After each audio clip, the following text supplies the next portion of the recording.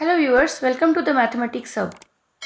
Success is not the matter of luck or genius. Success depends upon adequate preparation and indomitable determination. इस thought के साथ शुरू करते हैं आज के इस शानदार एपिसोड को, जिसमें हम लोग रैशनल नंबर्स के कुछ प्रॉपर्टीज़ के बारे में पढ़ेंगे। पहले जो आप देख रहे हैं केस 1 हमने लिया है, when given numbers have same denominators, यानी जब हर समान हो, हर बराबर हो।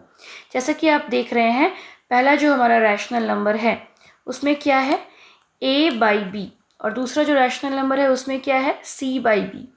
आपने नोटिस किया ये दोनों रैशनल नंबर्स में जो हर है, डिनोमिनेटर है, वो सेम है। जब ऐसा हो तो हम लोग इसे बहुत आसानी से एलसीएम भी निकालने की ज़रूरत नहीं है, क्योंकि सेम नंबर है। उस सेम नंबर को हम कॉमन ले लेंगे और a और c को ऐड कर देंगे। तो इस तरह से हमें मिल जाएगा कुछ इस तरह। हम लोग एग्जाम्पल से इसको अच्छी तरह समझते हैं। 7/9 पहला रैशनल नंबर है, दूसरा है -11/9।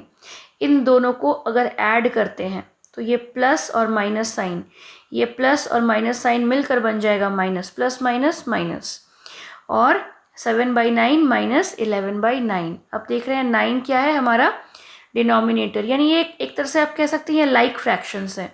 तो इनमें हम क्या कर लेंगे, इसे हम इस 9 को हम लोग कॉमन ले लेंगे और 7 - 11 कर लेंगे। 7 - 11 आप जानते हैं कि 11 इज़ बिगर देन 7, तो इसके पहले का साइन यानी ये माइनस साइन हमारे पास होगा, और 11 - 7 का वैल्यू होता है 4, तो हो जाएगा हमारा आंसर -4/9। चलिए बढ़ते हैं नेक्स्ट क्वेश्चन की ओर। ये है केस 2।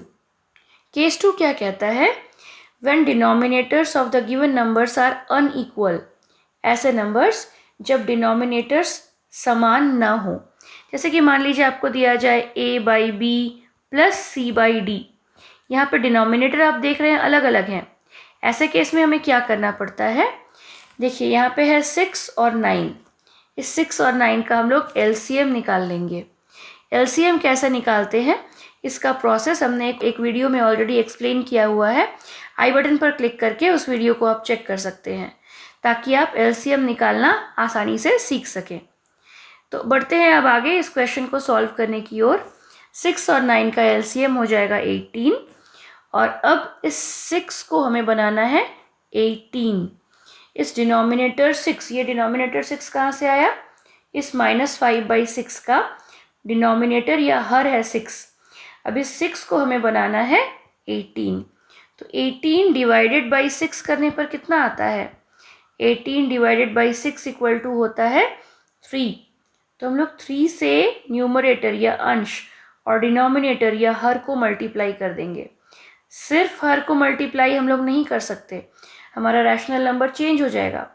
जो भी एक्शन हमें अप्लाई करना है वो न्यूमरेटर और डिनोमिनेटर दोनों में अप्लाई करना है। तो क्या मिल जाएगा, -5 × 3 इक्वल टू -15, और नीचे हो जाएगा डिनोमिनेटर में हो जाएगा 6 3 ज़ा 18।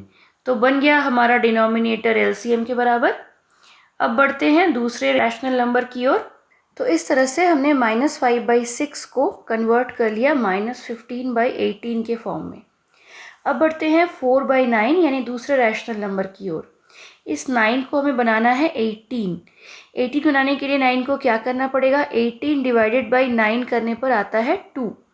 सो इस तरह से हमने 2 से मल्टीप्लाई कर दिया न्यूमरेटर और डिनोमिनेटर, यानी अंश और हर दोनों में हमने मल्टीप्लाई कर दिया 2 से।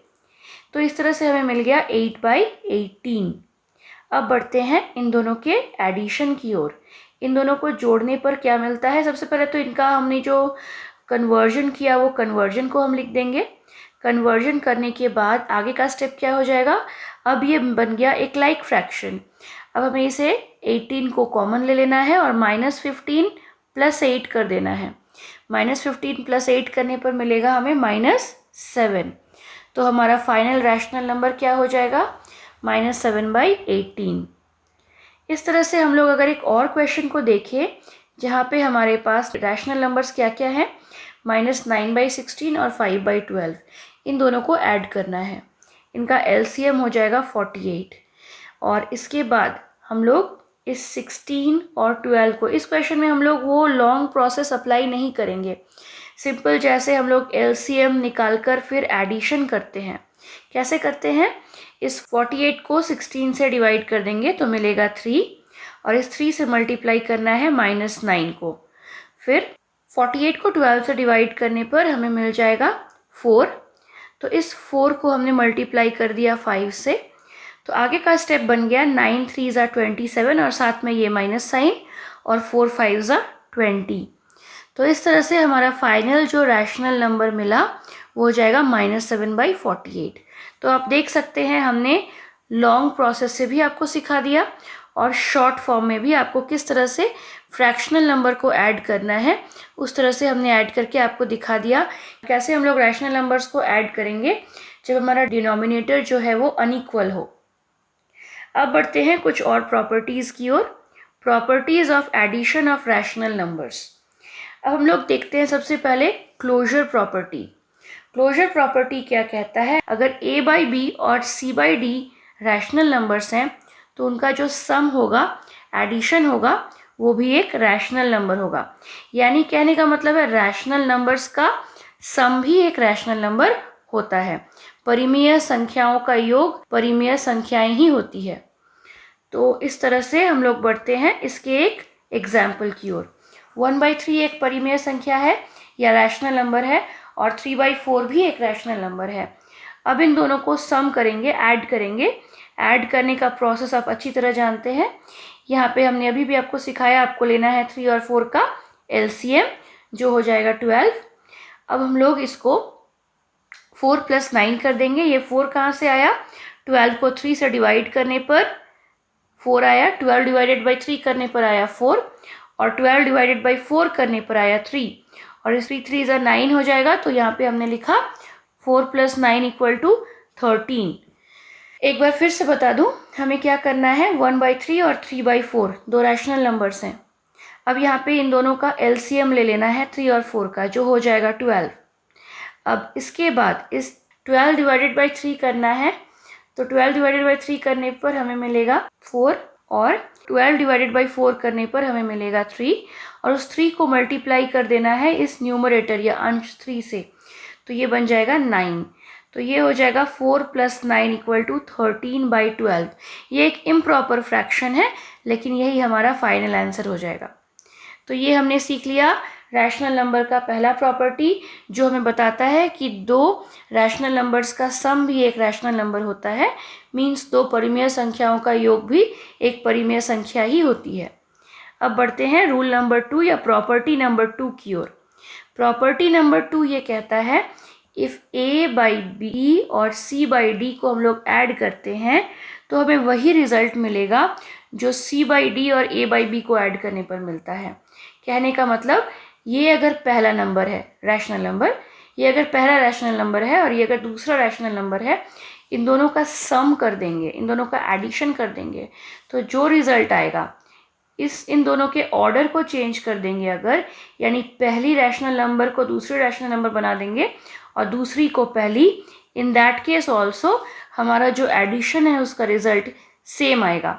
यानी नंबर का ऑर्डर चेंज करने पर भी जो एडिशन होता है उसका रिजल्ट चेंज नहीं होता है। Two rational numbers can be added in any order and their result will be same. अब बढ़ते हैं एसोसिएटिव लॉ की ओर जो है प्रॉपर्टी नंबर 3। एसोसिएटिव लॉ कहता है while adding 3 rational numbers they can be grouped in any order. That means यहाँ पे आप देख रहे होंगे 3 रैशनल नंबर है, ये पहला है, ये दूसरा और ये तीसरा। अगर इनको ऐसा ग्रुप बनाते हैं कि पहला और दूसरा नंबर एक ग्रुप में रहे तो जो एडिशन का वैल्यू आएगा, अगर हम लोग इस ऑर्डर को चेंज कर देते हैं, दूसरे और तीसरे नंबर का एक ग्रुप बना देते हैं और उसे पहले नंबर से ऐड करते हैं, रिज़ल्ट सेम आएगा। कहने का मतलब है ये जो रैशनल नंबर्स है इनका ग्रुपिंग कुछ भी रहे, जो फाइनल सॉल्यूशन है, जो फाइनल आंसर है, दोनों केसेस में सेम रहेगा। यानी हम लोग रैशनल नंबर्स को किसी भी फॉर्म में ग्रुपिंग करके ऐड कर सकते हैं और जो हमें वैल्यू मिलेगा वो वैल्यू हमेशा इक्वल होता है। नेक्स्ट जो प्रॉपर्टी है वो है एग्जिस्टेंस ऑफ एडिटिव आइडेंटिटी। इसका मतलब ये है 0 is a rational number such that sum of any rational number and 0 is the rational number itself. कहने का मतलब है 0 से किसी भी रैशनल नंबर को ऐड करने पर जो रैशनल नंबर मिलता है वो हमारा ओरिजिनल रैशनल नंबर होता है। That means if 0 is added to a rational number the answer is the number itself. Suppose हमने ऐड किया 2/3 को 0 से, तो हमारा जो रिजल्ट होगा वो 2/3, that means the rational number itself ही हमारा आंसर होगा। ये है हमारा एडिटिव आइडेंटिटी का law. That means 0 is called the additive identity for rationals. अब बढ़ते हैं प्रॉपर्टी नंबर 5 की ओर, एग्जिस्टेंस ऑफ एडिटिव इनवर्स। ये क्या कहता है? सपोज ये एक रैशनल नंबर है और ये दूसरा रैशनल नंबर है। इन दोनों में आप क्या देख रहे हैं? ये पॉजिटिव है, ये उसी का नेगेटिव है या माइनस में है। जब इन दोनों को ऐड करते हैं जो फाइनल रिजल्ट आता है वो 0 आता है। तो ये हो गया -a/b हो गया a/b का एडिटिव इनवर्स। जब दो रैशनल नंबर्स ऐसे हों कि एक पॉजिटिव हो और दूसरा नेगेटिव हो, देखिए दोनों रैशनल नंबर हूबहू एक जैसे हैं, फ़र्क क्या है? ये प्लस में है और ये माइनस में है। जब इन्हें हम लोग ऐड करते हैं तो इनका फाइनल रिजल्ट आता है 0। सो -a/b बन गया a/b का एडिटिव इनवर्स। तो व्यूअर्स, आज के वीडियो में हमने सीखा रैशनल नंबर के कुछ प्रॉपर्टीज़ के बारे में। आपने अगर हमारा चैनल अभी तक सब्सक्राइब नहीं किया है तो आप अभी सब्सक्राइब कर लीजिए, ताकि अगले वीडियो में जब हम लोग इससे रिलेटेड क्वेश्चंस बनाएंगे तो वो क्वेश्चंस आप आसानी से समझ सके और उन्हें सॉल्व कर सके। ये क्वेश्चंस आपको आपके आने वाले एग्जाम्स में बहुत हेल्प करेंगे, चाहे आप एक स्कूल गोइंग स्टूडेंट हो या कम्पिटिटिव एग्जाम एस्पायरेंट हो। तो इसके लिए हमारे चैनल को सब्सक्राइब कीजिए और बेल आइकन पर टैप करना ना भूलें। Thank you.